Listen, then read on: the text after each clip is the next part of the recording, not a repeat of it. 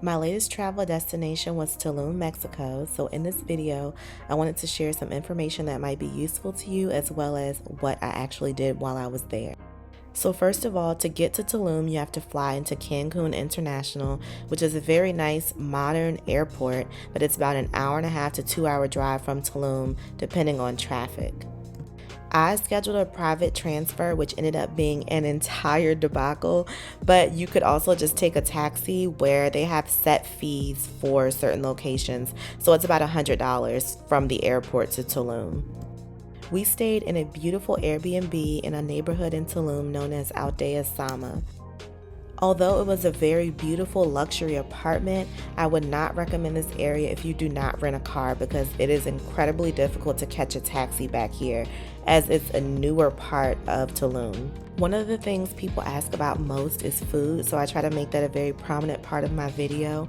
Obviously here in Mexico, you're going to get a lot of Mexican food.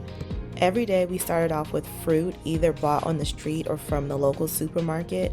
And when I travel internationally, it's always an opportunity to try new tropical fruits especially. The first place that we ate was Burrito Amor, and I would highly recommend this place, not only because the food was good, but because it was on the lower end as far as pricing and because it's such a cute vibe here.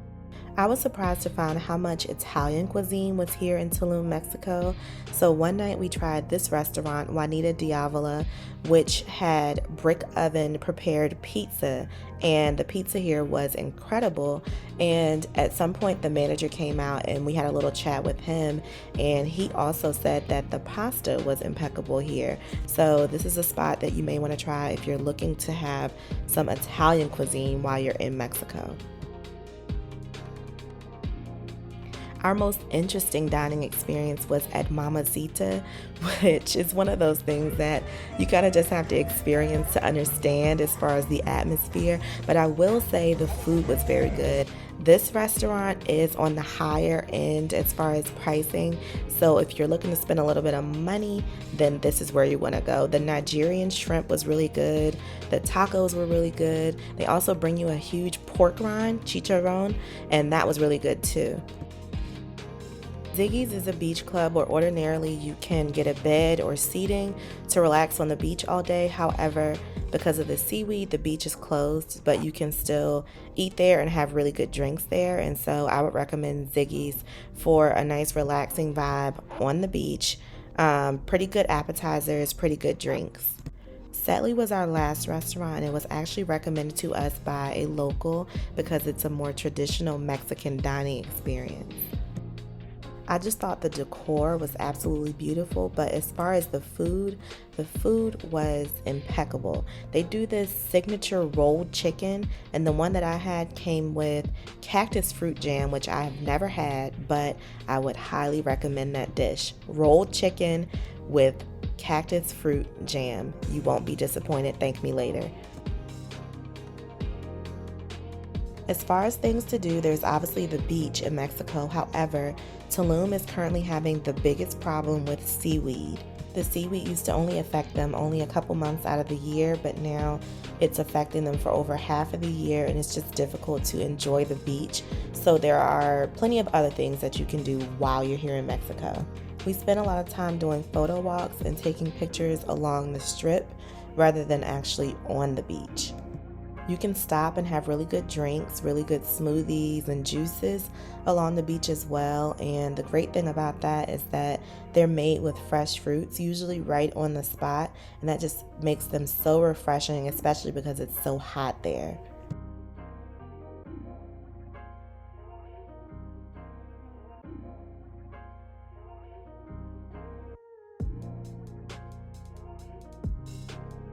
There are really cool museums you can visit, like this one, Azulik, and then also another thing that people do is tour all the cenotes, which are underground caves of water which you can jump into, dive into, climb down the ladder into, or zip line into. One of the things that I would recommend as far as getting a lot of activity into 1 week is to schedule tours and excursions. This one was Extreme Adventure Cancun, which I found through Viator, and we were able to zip line, dive into a cenote, and do ATVs. Not to mention there was complimentary tequila tasting. very delicious, and also it's 20% alcohol. Vámonos, chicos.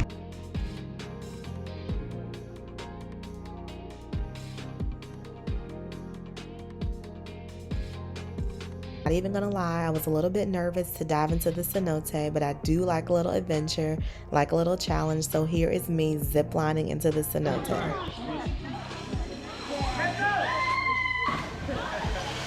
I would love to get some clips of ziplining, however, it's a safety hazard to have your phone or a camera unless it's a GoPro attached to the helmet, so I will try to insert some photos here of that.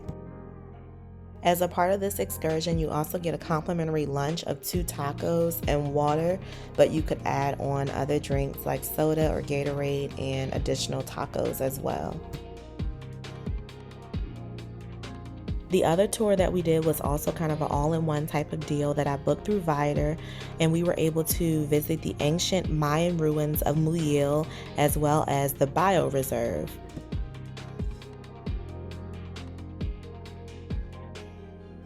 Our host Miguel was such a sweet guy, super friendly and super knowledgeable. Not only did he provide information on this tour, lunch was also provided on this tour just like it was with the excursion.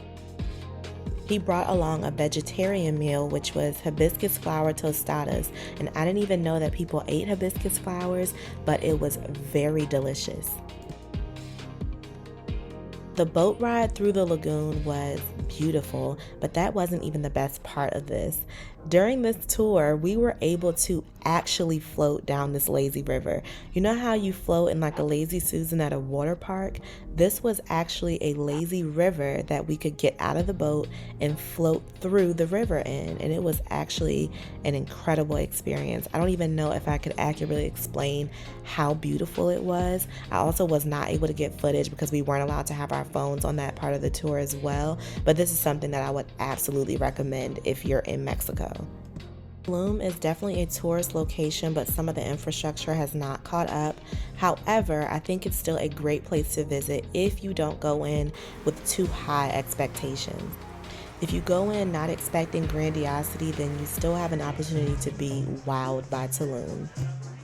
I hope you enjoyed this video. I will link blog posts with all of this information and more down below in the description box. Please like, comment, and subscribe, and I'll see you in my next video.